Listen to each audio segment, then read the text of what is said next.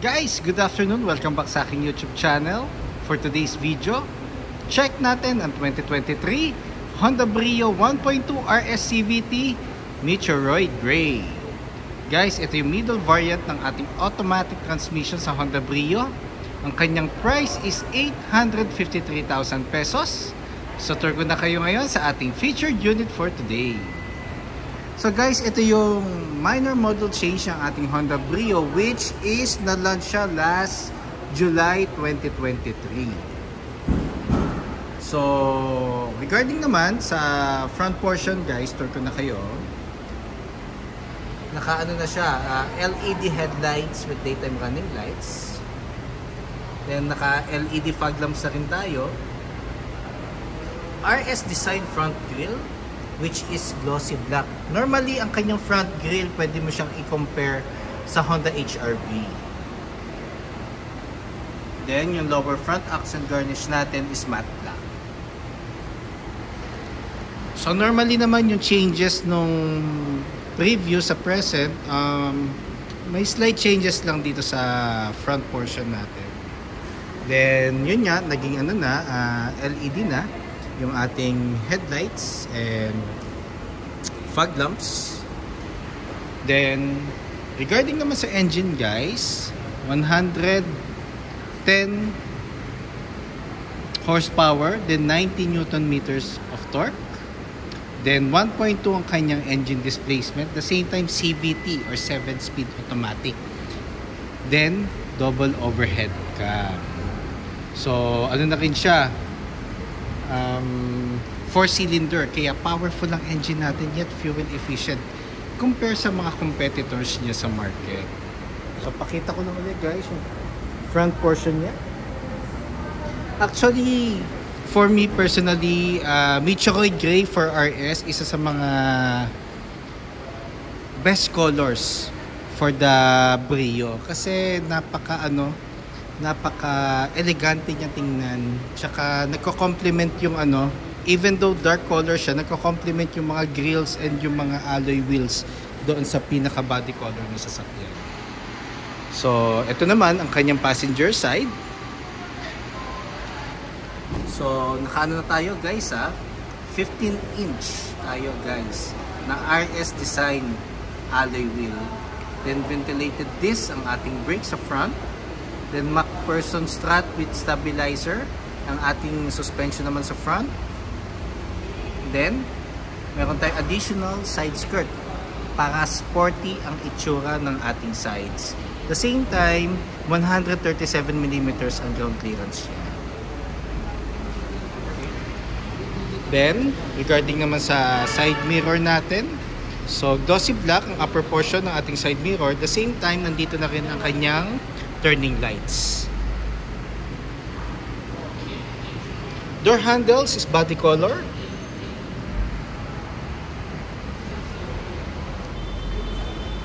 Sa likod naman, naka-drum brake tayo. Then torsion beam ang ating suspension naman sa rear. Micro-type antenna. Then ang difference pala guys ng RS and RS Blacktop, ang price difference is 10,000.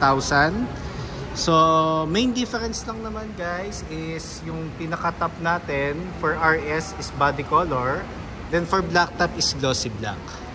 Then for RS kasi dalawang kulay lang siya. It's gray and yung premium color natin na Stellar Diamond Pearl, which is may additional 20,000.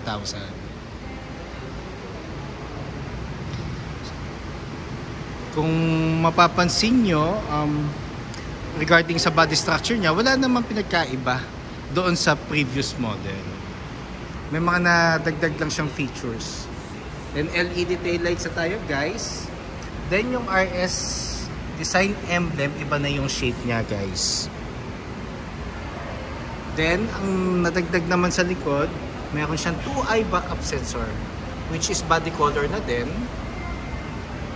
Then meron tayong lower rear bumper na matte black. Pakita ko lang uli yung back portion natin. Pero pag nakita nyo siya sa daan, very siya catchy. Kasi nga nagko-complement yung yung pinaka design ng body, yung size, yung color, lahat almost perfect na nga eh. Then tailgate spoiler guys, saan ko lang, ay nakalak pala, sorry guys. So open ko lang siya. So ito ang ating compartment space, just in case na 4 to 5, up to 5 passengers ang ating loadings. Then if ever na 2 passengers o mag-isa na kayo nagdadrive, na-fold naman ang second row natin. So additional compartment space. Yun nga lang guys, hindi siya flat. So may portion siyang elevated. Then ating spare tire is donut type. Then yung tools natin is nandito na rin. Ang jack niya guys, for Brio and BRV unit owners natin, nasa ilalim ng passenger seat ang ating jack. Pero ako kasi pag nag-release ako ng unit guys, lagi kong sinasuggest sa mga clients ko na bilisin ng hydraulic jack and maglagay ng maliit na fire extinguisher for ano lang, safety purposes. Then fuel tank capacity is 35 liters. Minimum octane for gasoline is unleaded. So yun kasi ang pinaka minimum octane natin. Kung mag-higher octane kayo like 95, 93 or 97, kailangan consistent na yun lang ang octane na gagamitin. Hindi pwedeng papalit-palit ng octane.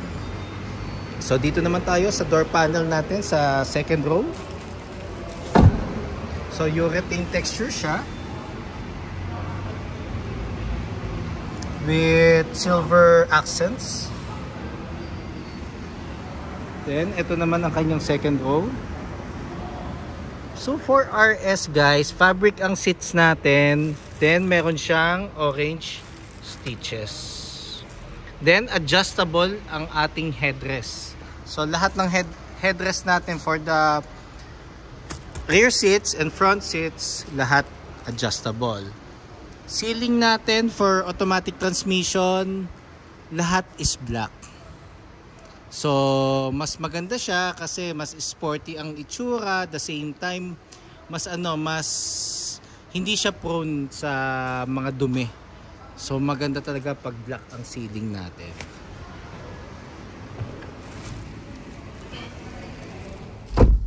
Then speakers natin is 6. So 4 speakers sa mga pinto, and meron tayong 2 tweeters dun sa may side mirror. Ayun guys.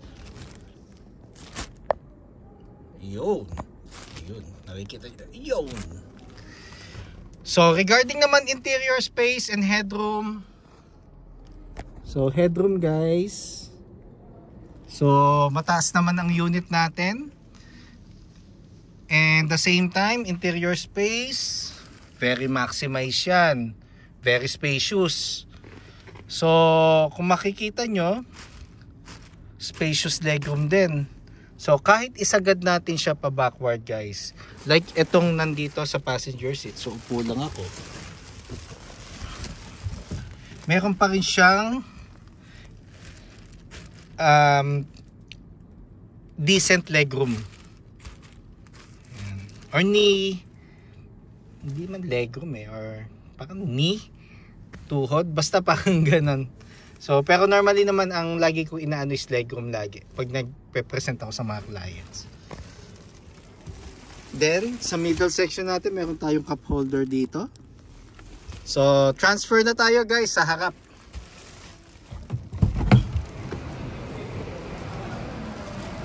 Actually, na-drive ko na rin naman ang Brio guys. Napaka-powerful ng engine niya. So, even puno or 5 passengers ang ating sakay, kahit mga matatarik na uphill, kayang-kaya niya. Kasi nga, 4-cylinder siya. Then the same time, 1.2 engine. Kasi, i-consider natin yon guys pag bumibili tayo ng sasakyan. Kasi syempre hindi naman laging flat ang terrain na dadaanan natin. Normally, ma-encounter natin na merong mga uphill na matatarik, which is medyo for me, kailangan, ang concern doon is makakaakyat ba yung sasakyan. So for Honda, even kahit tong Honda Brio na 1.2 engine, kayang-kaya niya. Kasi meron kaming portion nga dito, like I always say, sa previous vlogs ko, meron kaming portion dito na pag umakyat kami ng 5th floor, lahat ng dinadaanan namin na ramp is matatarik.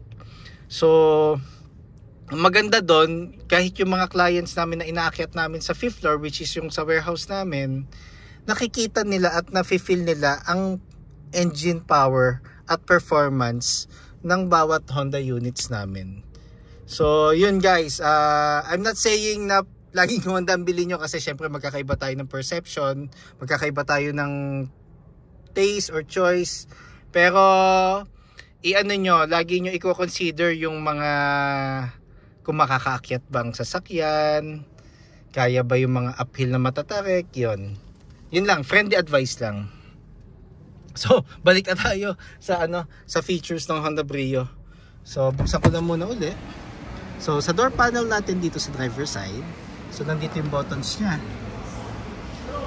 So, sa buttons natin, meron tayong power folding side mirror. So, pag pinrest down natin to, magpo-fold yung side mirrors. Then, side mirror itself. So, pag gusto mong adjust yung left or right, then, ito yung kanyang knob. So, i-adjust mo lang yung mirror kung saan ka mas komportable na angle. Central door lock, window lock, and for the windows. So pag nakababa to guys like this, walang access ang passengers para ibaba yung windows. Then dito yung yung sa hood, yung niya, lever. Then for the gas lid, dito. So dito naman sa driver seat, so wala pa rin siyang height adjustment. Bakit wala siyang height adjustment guys? Kasi normally pag sumakay na kayo sa Honda Brio, so pag nakita nyo na yung pinaka view dito sa front, madali nyo kasi siyang mafafamiliarize, madali nyo siyang matatansya kahit hindi nyo nakikita yung hood. For me, yun lang yung observation ko.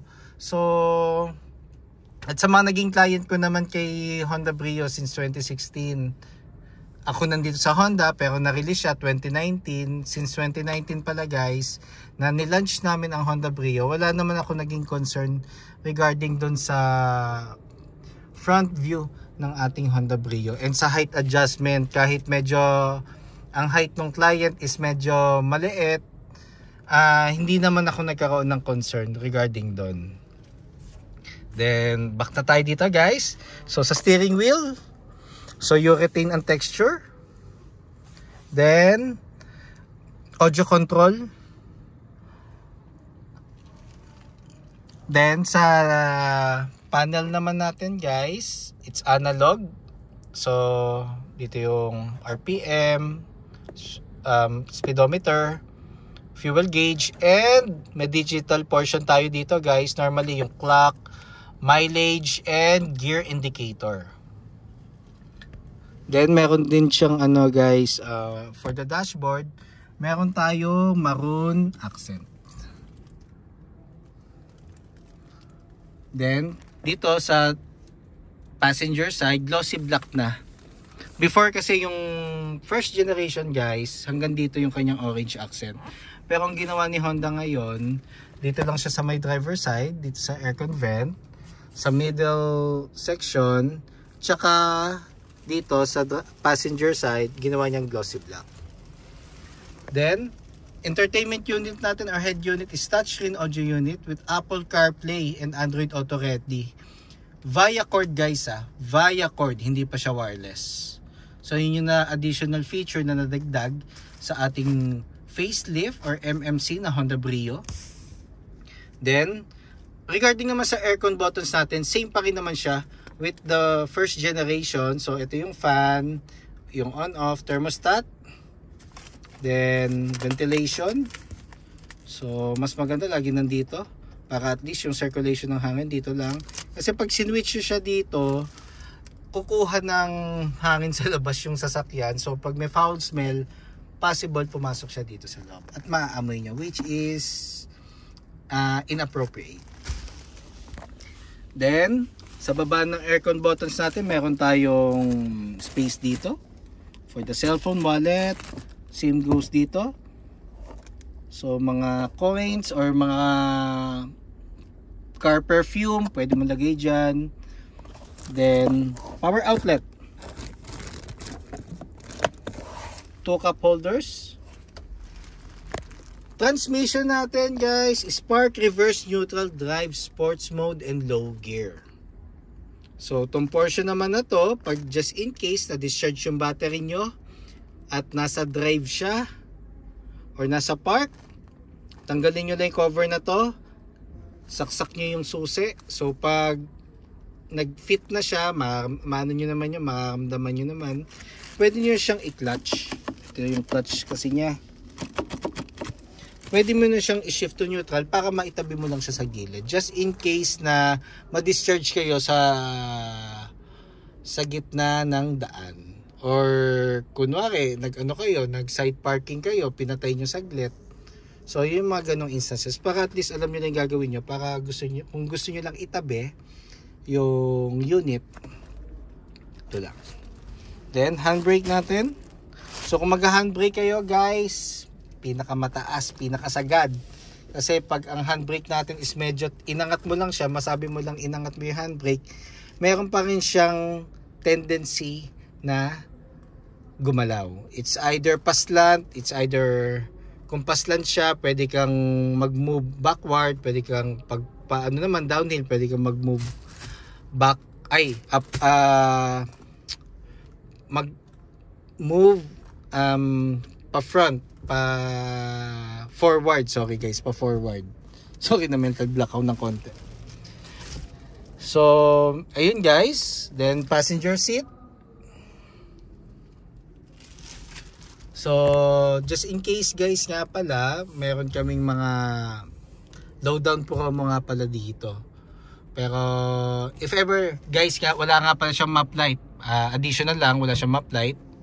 So meron siyang dome light.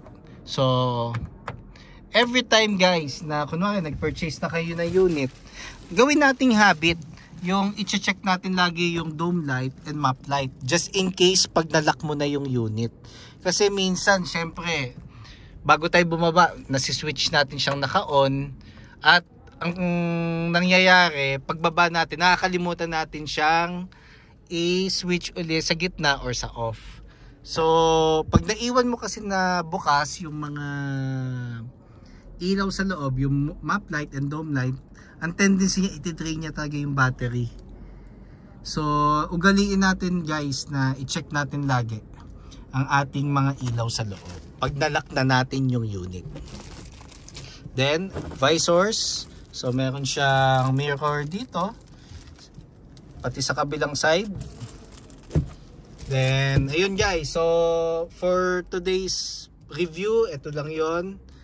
So just in case gusto nyong ma-experience ang ating Honda Brio, you can book a test drive sa amin. You can call or text 0906-386-8937, or you can visit me at 141 Quezon Avenue, Quezon City. And look for me, Ross Oliver Cruz, ang inyong friendly sales executive here at Honda Cars Quezon City, providing a hassle-free transaction to all customers since 2016, and looking forward guys to meet you here and render my services to you. Then kindly subscribe na nga rin pala sa aking YouTube channel para maging updated sa mga susunod na videos, and support lang guys sa aking YouTube channel, and pa-follow na rin sa aking Facebook page, Honda Cars Quezon City Best Deals, Ross Oliver Cruz. Yun lang guys, thank you and God bless.